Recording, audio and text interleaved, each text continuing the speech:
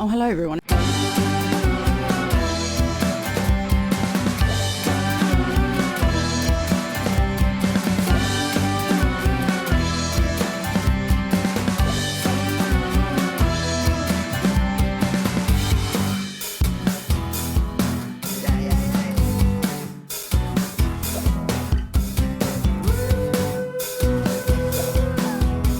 Adults will be chatting while the kids are having.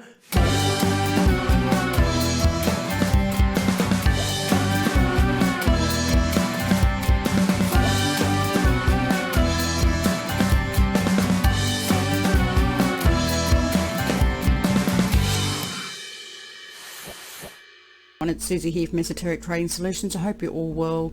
I hope you're looking after yourself in this environment of the COVID virus, and I hope you're really looking after yourself, your parents, your family, your friends, your putty cats, your dogs, your beautiful animals, and just being kind to people in the world just to try and make this a better place. I know there's a lot of uncertainty at the moment with this virus. A lot of people are in lockdown. We don't know how long it's going to last for. It is very scary, and I guess we just have to do the best we can. So just wanted to talk about this article here, 13 Reasons to Fear the Coming COVID World Order. Also, just so you know, and I've mentioned this before, I do a lot on Patreon. I have different Patreon levels, $10, $20, $45, $35, and $100 per month. And I do a lot of videos on Patreon, and depending on what tier you have, you can get access to free Udemy courses. You can get access to Slack, free asset allocation. If you do the $100 one, for example, per month, you can get free mentoring. If you do the $100, for the $45, you get free access to Udemy courses, which is worth $190. Plus you get free access to Slack, which is a full-on database. Within that, you'll see my investment portfolio. You'll see videos getting processed there every day. You know, I do probably at least minimum one video a day, every day. So we discuss all different things, and we look at all different coins. I do reviews in there of coin reviews and everything. As I said before, you know, there's a lot of coins, 4,500 coins, depending on whose database you look at. And there will be only, less than a handful that will survive going forward in this climate. Okay, there's only a handful that actually have the technology and that will survive going forward. So my subscription per Patreon is certainly worthwhile, that is for sure. So have a look at it. It's very cheap for what it is, and honestly, this is the sort of environment where you can make a lot of money or lose a lot of money. Okay, and that's in all markets. So please do have a look at that. This article here caught my attention. I do like Zero Hedge very much. Has some excellent writers for what they come out with. I monitor their stuff a lot. And it talks about 13 reasons to fear the coming coronavirus world order. And it's basically saying, as we all know, that essentially it has changed the world as we see it. There's no doubt about it. As the world we knew before, within 3 weeks or 4 weeks, all our worlds have turned upside down. Our worlds have changed forever. And I'm just glad that my parents aren't around, and my old putty cats aren't around, my 18-year-old cats, and my elderly parents, because I really wouldn't like to have seen them try and survive in this world environment. They were very sociable, and I'm just glad they're not here, to be perfectly honest with you. But it basically says that, it's more likely that our future will be a dystopian one, given how various governments have already responded to this viral outbreak. And so people don't know what dystopian is. It's basically the exact opposite. Describes an imaginary society that is as dehumanizing and as unpleasant as possible. It basically describes a society in which Napoleon, a pig, represents Joseph Stalin in a farmyard satire of Stalinist Russia and how power corrupts, okay? So goes on to say a community or society that is undesirable or frightening, translated as a bad place, and is an antonym of utopia, okay? So that's a bit scary when you read that. But the article goes on to say there was many skeptics of the coronavirus. people felt that it was on the whole overblown. But it does seem to be that we need to fear this virus.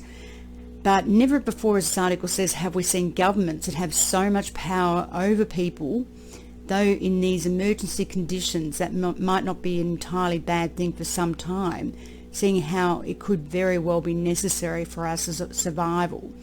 So basically, this article goes on to say that we've given up a lot of freedoms because of this coronavirus, and maybe that is potentially rightly so, that there is a new order given what's been happening, and there's military rule in some countries. In other countries there's not. There's not in Australia, thank God, but there are in other countries. And the first point of this article talks about de facto martial law. There is no other way to describe both the recommended and mandatory quarantines that many in the world are experiencing than to call them what they are, a state of de facto martial law, which is being formally declared in order to not provoke any more panic than there already is. Let me just turn that off. Every time I go to do something, my phone goes. Apologies for that. Then the second thing is talking about, is this the new normal? And, it's amazing how adaptable we are as human beings. All of a sudden, all our lives have changed forever. And, we've been in lockdown for 2 weeks or so. And it is starting to become the new normal. That's one thing about human beings. We adapt very quickly. And we don't know how long it's going to take before, we can get back to some resemblance of normality. Again, we don't know, and we just have to be very, very cautious indeed this virus.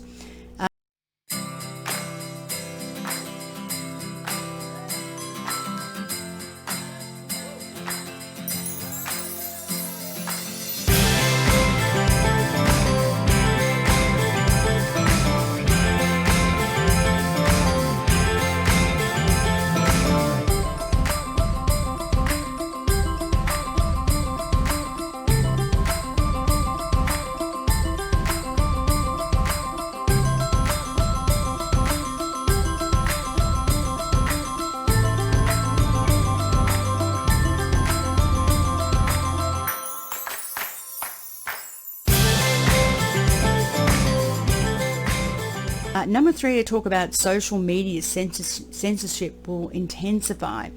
And, we know that Big Brother is around. We know that, there's been things about Facebook and Amazon, and they know our spending behaviour. They know what we say on Facebook and all this sort of thing.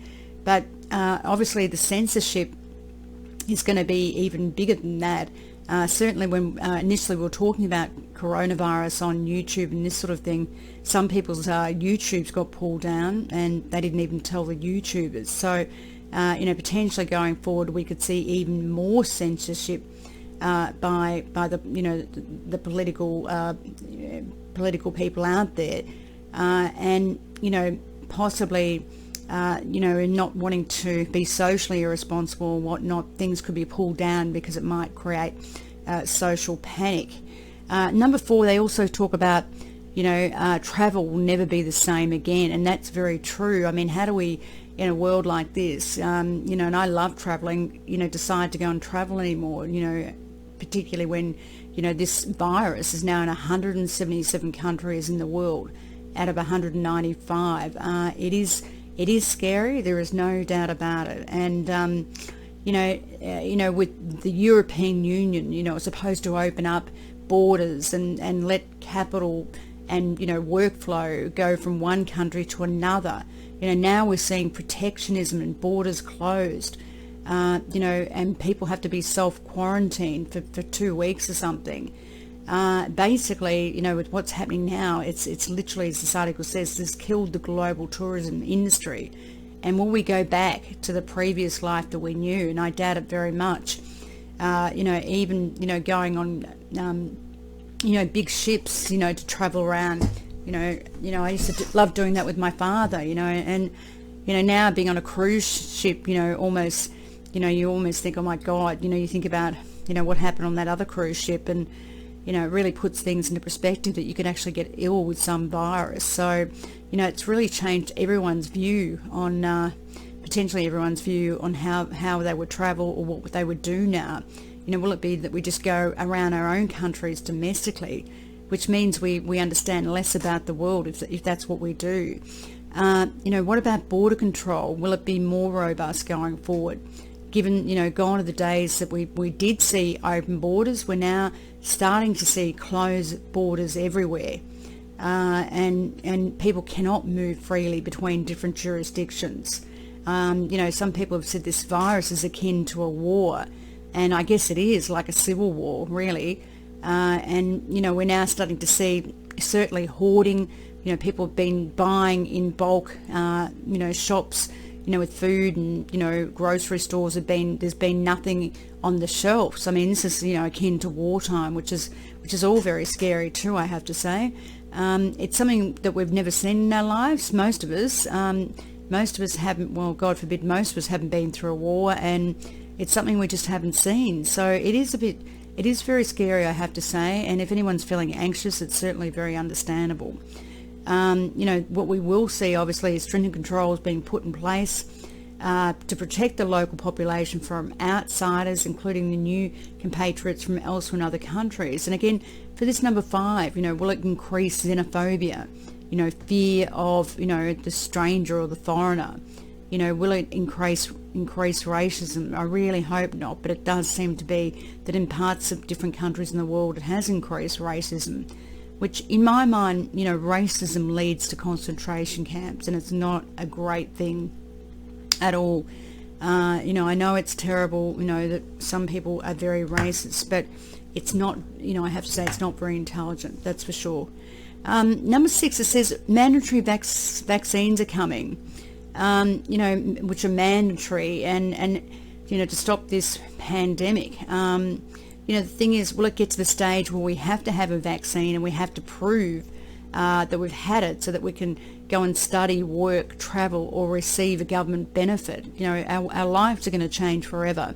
Number 7, remote learning and working will increase. So, I have a lot of courses online with Udemy. People will learn a lot more through online courses and work from home, and we're seeing that because office works where people get computers and all sorts of things, they literally got sold out. I had a couple of computer monitors, 3 of them, and I put them out the front of my house, and they all went just like that within seconds.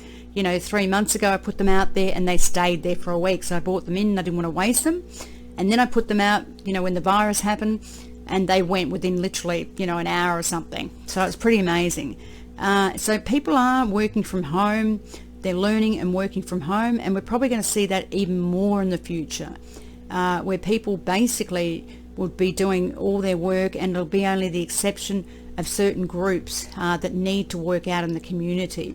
It goes on number 8, says, is 5G inevitable? And I don't know whether we have 5G here. I think I've only got 4G. And it says, do we entertain ourselves more online, much more online? I mean, we know and we've heard of situations where the internet has certainly gone down. The internet has been very slow because everyone or the population is on the internet, okay? And there's been so much traffic going through that the internet's been, seriously slow, okay? So, we could see that as well.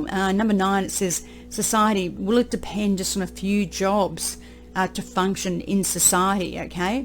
So all the other jobs that are working from home and a few jobs that will function are things like techies, grocery store, pharmacy employees, bank clerks, health professionals, food service workers, farmers and truckers.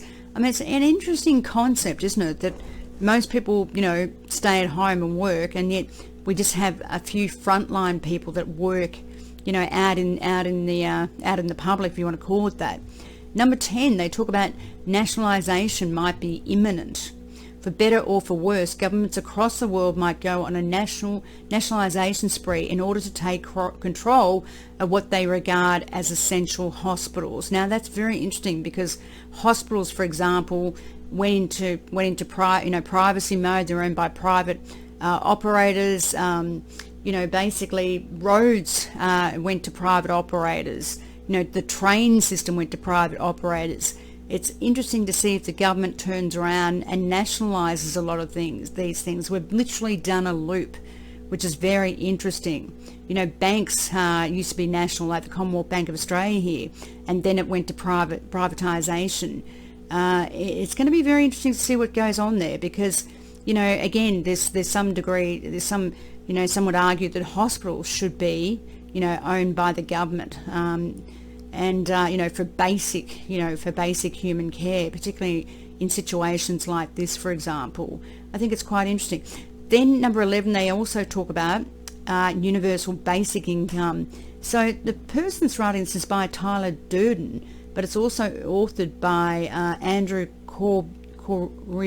Ribko via One World Press. So then they talk about a universal basic income. Given the scale and scope of the global economic collapse that was catalysed by the world's uncoordinated response to COVID-19, it's foreseeable that governments will unveil what's been described as a universal basic income in order to ensure that their people can continue at least to purchase basic goods and services. And that's interesting, because the unions have been talking about that for years, and certainly countries like the Netherlands, and I fly back and forward to the Amsterdam because I have work over there, do have a social universal basic income where they do expect you to actually do work for it, which I think is right. If you get paid that from the government, they do expect you to do some type of work, whether it's helping older people, you know, whether it's working for the police force, whether it's just doing administration. They certainly expect you to work for that basic income. Number 12, they also talk about mandatory medical training in exchange for government benefits. Medical training is arguably more important than military service nowadays, so the state will probably make it mandatory in schools from here on out for anyone who wants to receive government benefits, thereby enabling the government to draft them in the future where there's a dearth of healthcare professionals. That makes a lot of sense, because in every country in the world, there's not many healthcare professionals, and if you're a nurse, for example, you get paid terrible money for what you do. Honestly, nurses in this country do not get paid a lot of money for the responsibilities they have. I mean, I've heard of situations where nurses can't even afford rent in a suburb, and most of the hospitals are in a suburb, like near the city, and they can't even afford rent on their income, which is just terrible. So, you know, if the government makes it much better for healthcare workers to survive or live, and they do something about more healthcare workers and doctors, I actually think that's a good thing. Then there's some article goes on to say goodbye to cash. Now, I do believe that cash will go. It's from the old fiat market society system, if you want to call it that. You know, cash is germy, and I think, honestly, we've seen situations where people won't handle cash in Australia. You know, they basically say, if you've got the right change, or even if you've got a bit more, we're not going to handle it, please put it in a cup. People are actually asking you to pay by credit card, no cash, and if you do pay by cash, people are constantly washing their hands. So I never thought I'd see a time where cash becomes sort of like this evil thing you don't want to touch, but that's pretty much what's happened here. Cash, people don't want to touch cash because they fear, you know, any sort of viruses that you can get from cash. So basically that bodes very well for specific cryptocurrency. Now, why I say specific cryptocurrency, and I'll say it again, because not the majority of cryptocurrency that we know, you know, 98% of cryptocurrency we know will not survive, okay? Going forward, there will be very specific cryptocurrency that will survive. And I do believe crypto will be the way to go, particularly when the payment of that crypto is fast, it's liquid, and, you know, it's almost instant. And in that vein, I do believe that XRP is the cryptocurrency that will win out of all this, because their technology works, it works fast, you know, it is decentralized, and don't believe anything anyone else says to you, because it's not correct. XRP and Ripple's payment system are the best in cryptocurrency, the best of breed within the payment sector for cryptocurrency. And I do think that, you know, literally, according to 13, you can say goodbye to cash. And I don't even think central bank digitalized currency will do it if it's aligned to fiat foreign exchange, okay? if it's backed to foreign exchange, it's not going to do it, because you're going to have the same problems with the foreign exchange market. If balance sheets are deteriorated like they have, central bank balance sheets are deteriorated as much as they have, you've got rising inflation, which in my mind is at least 10 to 12%, and you've got the interest rate mechanism being held down abnormally low or negative, and you've got central banks or the Treasury or the Fed issuing paper or issuing debt in the market constantly, you're going to see a collapse of the fiat currency, okay? So in other words, the fiat currency will be worth eventually zero if they keep doing this. It's very, very risky what's going on. Now, I did a really long video in Patreon for that if you want to see it. I put it on FlixChimp as well. But look, it's scary where things are going if they keep doing what they're doing, the central banks of this world, okay? It's frightening. And we've seen it pre-1933 with the World Depression of 1929 to 1933, and we also saw it, in the 1700s as well. So it's a very, very scary environment in that sense, in terms of what they're doing economically, which is just, going to make things worse. But anyway, in saying that, we do have to be, we have to keep our heads up, just try and be as happy as we can.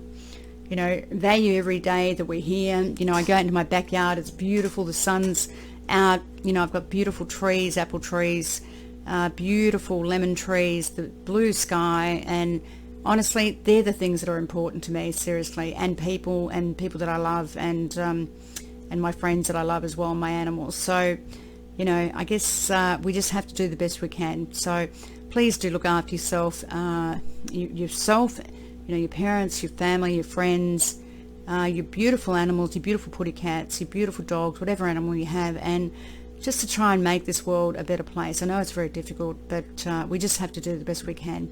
Anyway, guys and girls, thank you very much for listening, and it'd be great if you could support me on Patreon. I really appreciate it. I've worked very hard for a long time, and it would be very much appreciated. Thank you, and I'll talk to you very soon. Susan.